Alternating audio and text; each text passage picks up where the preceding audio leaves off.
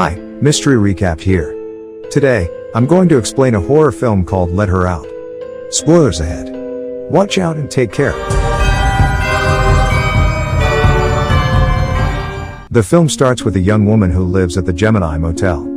She's a prostitute. During a busy night, a shadowy figure approaches her room. She is then attacked and raped by the intruder. She later discovers she is pregnant, and desperate and alone, takes a pair of scissors to her unborn, killing herself in the process, but the child survives.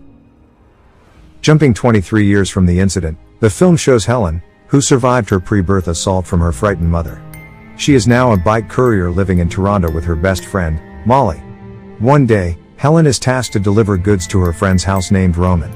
That day is Helen's birthday, so Roman gives her a painting which he claims to be the dark side of Helen.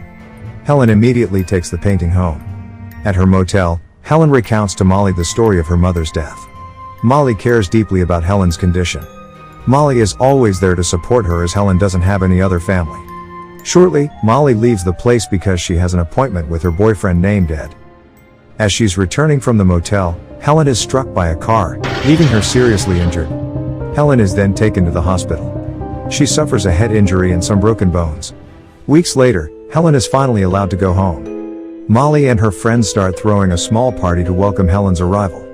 At the party, Helen meets Ed, Molly's boyfriend, who seems interested in her. When the party is going on, suddenly Helen begins to experience a blackout and lose consciousness. She wakes up in an empty parking lot. Helen is confused by what happened earlier.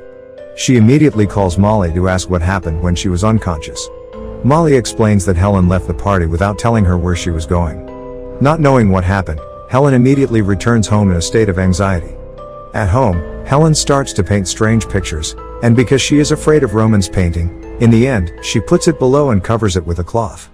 The next day, Helen starts her day as usual, such as exercising, eating, and showering.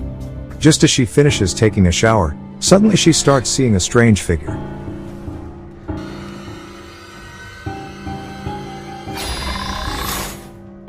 Then, she experiences another blackout and wakes up in front of her friends with an injured foot. Molly and others are confused. There, Molly explains to Helen that she went out using only a towel. For several hours, Helen had disappeared. And returning home, Helen's foot is already bleeding. Helen begins to remove the broken glass from her feet.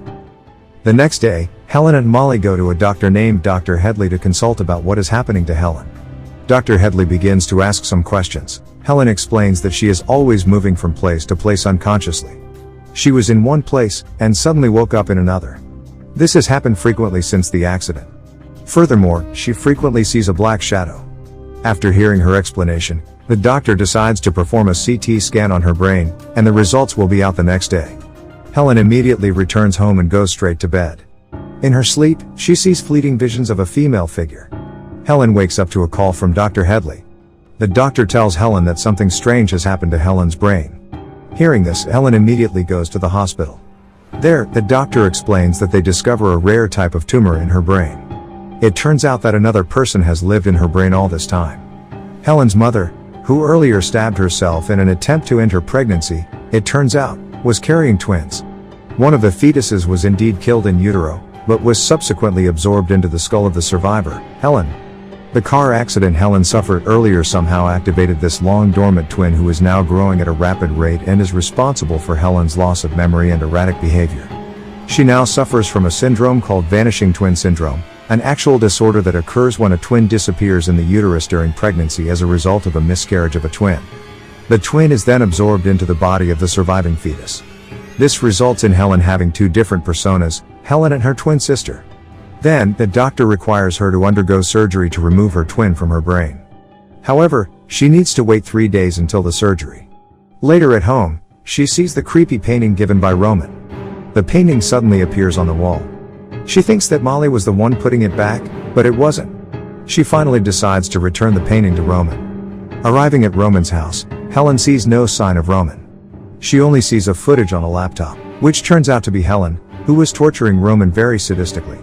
The footage shows Roman begging for mercy. However, unconsciously, Helen killed Roman.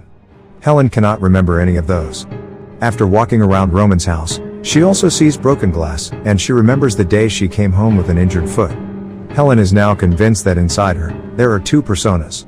Sometimes, Helen is in control of her body, but sometimes her twin is in control. Helen now realizes she is at war with her own body and mind. She rushes back home, and begins to tie her hands and feet to restrain her from going anywhere. The next day, Helen begins to go out for a walk at night because she is bored at home. However, she has hallucinations and decides to go to a nearby toilet. She starts to remove her arm cast and opens the surgical scars on her hands. She is shocked to see another human finger in her hand.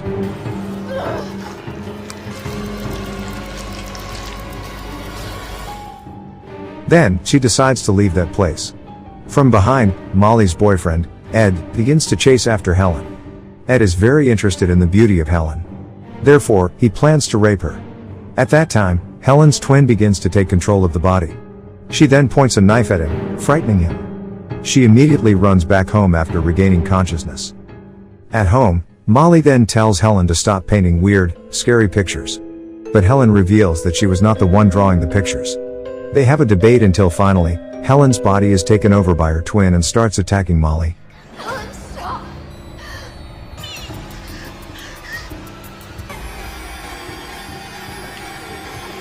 When she regains control, she realizes she could have hurt Molly.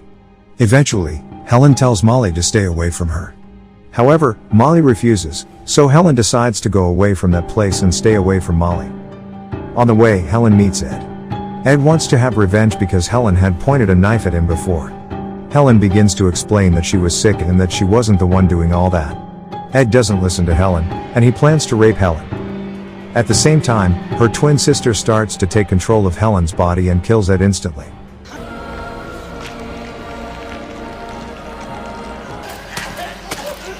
After killing Ed, Helen regains her consciousness and sees that Ed is now dead. Realizing how dangerous she has become, Helen plans to commit suicide at the Gemini Motel, where her mother had committed suicide years ago. Elsewhere, Molly begins to look back at her photos with Helen. She observes a significant difference in her before and after pictures. She notices a shift in her personality as well. She finally concludes that within Helen's body, there are two different people. And the one who attacked her was not Helen. Molly immediately calls Helen to find out where she is. Helen says goodbye, revealing that she is going to commit suicide at the Gemini Motel. Hearing this, Molly immediately uses her bike and goes straight to the motel. When Helen has just arrived at the motel and about to commit suicide, her twin begins to take control of her body. Molly then arrives at the hotel. However, it is too late. Her twin has completely controlled Helen's body. She immediately attacks Molly.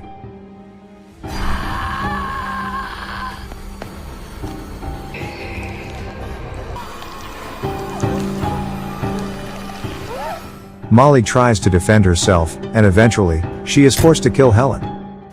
In the final shot, Molly begins to walk home, remembering all her memories with Helen. And that's how the movie ends. Subscribe for more videos like this, turn on notifications, and leave a like to help the channel out. Thank you for watching.